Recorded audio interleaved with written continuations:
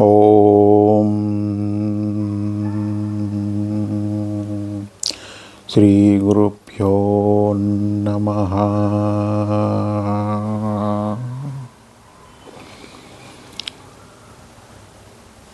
మిత్రులందరికీ నమస్కారం. చాలా రోజుల తర్వాత మళ్ళీ కలుసుకుంటున్నాం. ఈరోజు నేను ఒక చిన్న ప్రయత్నం చేసేది ఏంటంటే,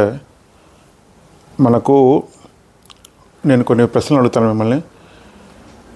ఎప్పుడైనా కానీ మీరు మనకు ఎంతో ఉపాసన చేస్తున్నాము, మనం ఎంతో కష్టపడుతున్నాము, మనం ఎన్నో పూజలు చేస్తున్నాము, ఎన్నో గుళ్ళు గోపురాలు తిరుగుతున్నాము, కానీ మనకు మంచి ఎక్స్పీరియన్స్ అవ్వట్లేదు అని ఎప్పుడైనా ఆలోచించారా? లేదంటే మనం ఎంతోమంది మహానుభావులు దర్శిస్తున్నాం, తర్వాత ఎన్నో మంచి పనులు చేస్తున్నాం, అయినా కానీ మనకు సరైన అభివృద్ధి కలగట్లేదు, మనం అనుకున్న గోల్స్ అన్ని అచీవ్ అవ్వలేకపోతున్నాం అని ఎప్పుడైనా మీకు బాధేసిందా? లేదంటే మనం ఆధ్యాత్మికంగా ఎదగలేకపోతున్నాము, లేదా మనం ఎన్ని సంవత్సరాలైనా కానీ మనకు ఒక నెక్స్ట్ లెవెల్ ఆఫ్ ఎక్స్పీరియన్స్ రావట్లేదు అని ఎప్పుడన్నా మీకు అనిపించిందా? అయితే దానికి అన్నిటికీ ఒకటే సమాధానం. ఏమిటంటే, మనకు గురువు అనుగ్రహం తక్కువగా ఉంది.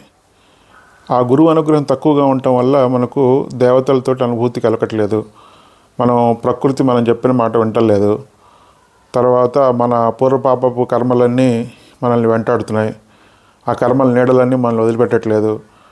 వాటి నుంచి మనం విముక్తి పొందేది ఎట్లా అంటే, మరి గురువు అనుగ్రహం దానికి అన్నిటికీ సింగిల్ పాయింటెడ్ ఆన్సర్ అనమాట. సో ఈ గురువు అనుగ్రహం మనం పొందితే కానీ మనం ఏ సాధనలో కూడా, ఈవెన్ గణపతి సాధనలో కూడా మనం సక్సెస్ అవ్వలేము. అందుకని ఏంటంటే, ఈ గురువు అనుగ్రహం పొందటానికి ఒక చిన్న ప్రయత్నం చేశాను నేను. ఆ ప్రయత్నం ద్వారా మీకు గురువు అనుగ్రహం నెక్స్ట్ లెవెల్కి తీసుకెళ్ళడానికి ఇది ఉపయోగపడుతుంది. ఈ ప్రయత్నం నేను ప్రగాఢంగా నమ్ముతున్నాను. అది మీకు చూపిస్తాను అదేంటనేది. మొన్న ఈ మధ్య గురు పూర్ణిమకి ఈ గురుచరణ పరోహం అనే ఒక చిన్న బుక్లెట్ ఒకటి తయారు చేశాను. అయితే ఈ బుక్లెట్ని శ్రీ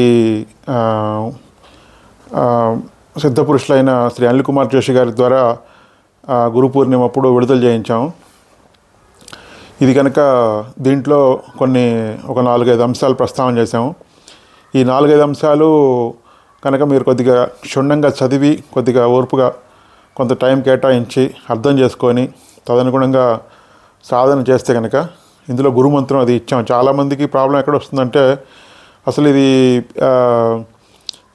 మాకు గురువు ఎవరు లేరు, మేము ఎట్లా సాధన చేయొచ్చా, రుద్రచండి చేయొచ్చా, లేదంటే కాళీ సాధన చేయొచ్చా, లేదంటే లక్ష్మీ సాధన చేయొచ్చా, ఇట్లాంటివన్నీ చాలా డౌట్స్ వస్తున్నాయి. గురువు మరి మాకెవరు లేరు కదా, మాకు గురు మంత్రం ఎలా, అది మమ్మల్ని ఎట్లా కాపాడుతుంది, గురు మంత్రం ఎవరు చెబుతారు మాకు అని చాలామంది అడుగుతూ ఉంటారు. అయితే వాళ్ళందరికీ ఇందులో ఈ బుక్లో సమాధానం దొరుకుతుందనమాట. సో ఇది ముఖ్యంగా సిద్ధాశ్రమము నారాయణదత్త శ్రీమాలి గారి సాంప్రదాయంలో ఉన్న వాళ్ళకి బాగా పనికొస్తుంది. వాళ్ళని ఆ సాంప్రదాయంలో మేము ముఖ్యంగా మంత్రాలు, తర్వాత యంత్రాలు, ఇట్లాంటి ఈ సాంప్రదాయంలో కనుక ఇది ధ్యానము దానికి సంబంధించింది కాదు. అయితే ముఖ్యంగా ఇది ఎవరైతే మనం ఆ డే టు డే లైఫ్లో ఉన్న ప్రాబ్లమ్స్ అన్నీ సాల్వ్ చేసుకొని నెమ్మదిగా ఆధ్యాత్మికతకి మెల్లగా మెట్లు ఎక్కుతామని ప్రయత్నం చేస్తారో, తర్వాత తంత్రాల్లో మంచి సాత్వికమైన తంత్రాలు నేర్చుకొని అభ్యుదయం వైపు పయనిద్దామని ప్రయత్నిస్తారో వాళ్ళకి గురువు అనుగ్రహము నెక్స్ట్ లెవెల్కి వెళ్ళేటట్టు ఈ బుక్ని ప్రిపేర్ చేయడం జరిగింది. సో ఇది నేను యాక్చువల్గా పీడిఎఫ్లో ఇక్కడ కింద లింక్ ఇస్తున్నాను. ఇది అందరికీ ఫ్రీగా అందుబాటు అయ్యేటట్టు చేస్తున్నాను. సో అందరూ తగిన విధంగా దీన్ని యూజ్ చేసుకొని మంచిగా గురువు అనుగ్రహాన్ని పొందుతారని నా ప్రగాఢ విశ్వాసం. ఇది కరెక్ట్గా దీని మీద గురిపెట్టి మీరు సరైన సాధన చేస్తే మీరు ఖచ్చితంగా గురువు యొక్క అనుగ్రహం నెక్స్ట్ లెవెల్కి పొందుతారనేది నా హామీగా ఇస్తున్నాను నేను. యాక్చువల్గా అది పరిస్థితి. సో అదిగాక ఈ దుర్లభోపనిషత్తు అనేది ఒక అద్భుతమైన ఉపనిషత్తుని మొట్టమొదటిసారి తెలుగు పీడిఎఫ్ విత్ వివరణతోటి కూడా ఇంటర్నెట్లో ఇంతవరకు ఎవరు ఇవ్వలేదు.